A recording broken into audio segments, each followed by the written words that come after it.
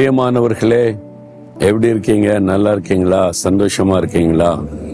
சரி, அதெல்லாம் இருக்கட்டும். பின்னால் ஒரு பெரிய கொடி கம்பம் தெரியுதா, என்னது அப்படின்னு பாக்குறீங்களா? இது வளைகுடா நாடுகள்ல ஓமன் தேசம்.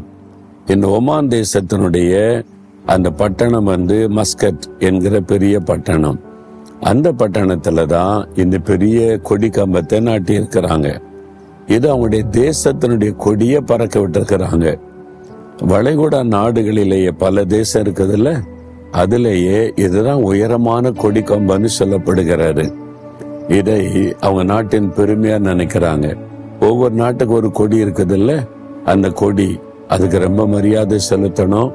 அவங்கவுங்க நாட்டுக்குள்ள கொடியை அவங்கவுங்க மரியாதை செலுத்துவாங்க. அது நாட்டுக்கே கொடுக்கிற மரியாதை மாதிரி. அதே சமயத்துல ஆண்டவர் நமக்காக கொடியேற்றுவாராம். சத்துரு வெள்ளம் போல வரும்போது ஆவியானவர் குரருமா கொடியேற்றுவாராம். என்ன கொடியேற்றுவார்? இவங்க ஏன் பிள்ளைங்க, தொடாத, பக்கத்துல வராத பிசாசே அப்படின்னு கர்த்தர் கொடியேற்றி நம்மை பாதுகாப்பார்.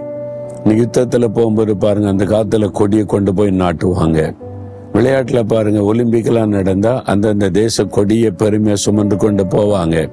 அவங்க வெற்றி பெற்ற உடனே அந்த கொடி அவங்களுக்கு போர்த்தப்படும். அந்த கொடியை காமிச்சுதான் அவங்க பெருமையா சந்தோஷப்படுவாங்க. அதே மாதிரி நம்ம மேல ஆண்டவர் தன்னுடைய கொடியை போற்றி நம்மை பாதுகாக்கிறார், சந்தோஷப்படுகிறார். இவ்வளவு அற்புதமான ஆண்டவர் பார்த்தீங்களா?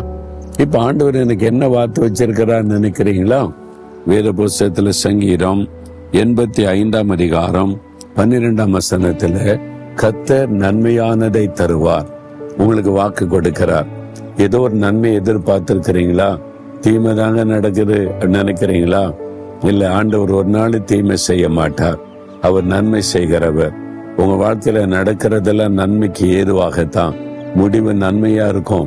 அவர் நன்மையானதைத்தான் உங்களுக்கு தருவார்.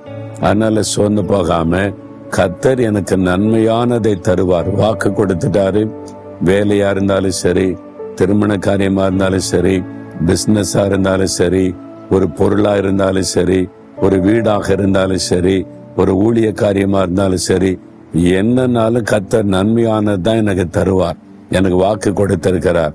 அவர் நல்லவர், எனக்கு நன்மை செய்கிறவர். எனக்கு நன்மையானதை கொடுக்க அவர் சிலுவையில தன்னையே ஒப்பு கொடுத்திருக்கிறாரு. அப்ப எப்படி எனக்கு தீமை செய்வார்? பிசாசை தான் தீமை செய்கிறவன். அவன் கொண்டு வர தீமையை கூட நன்மையாய் மாற்றி விடுவார். விசுவாசிக்கிறீங்களா? அப்ப சொல்லுங்க, ஆண்டவரே, நீங்க எப்பவுமே எனக்கு நன்மை தான் செய்வீங்க. இதற்குள்ளும் நன்மையை தான் வைத்திருக்கிறீங்க. நீங்க நன்மையானதை எனக்கு தருகிறதற்காய் ஸ்தோத்திரம், ஸ்தோத்திரம். இயேசுவின் நாமத்தில் ஜெபிக்கிறேன். ஆமேன், ஆமேன்.